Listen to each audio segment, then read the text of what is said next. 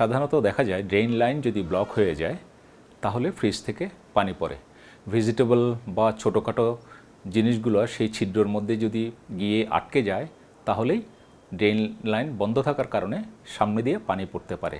আরেকটা কারণ হতে পারে, সেটা হচ্ছে যদি ফ্রিজটা সমতল কোনো প্লেসে না রাখা হয়, সমতল জায়গায় রাখলে ফ্রিজটা দিয়ে পানি সামনে থেকে আসার সম্ভাবনা থাকে না।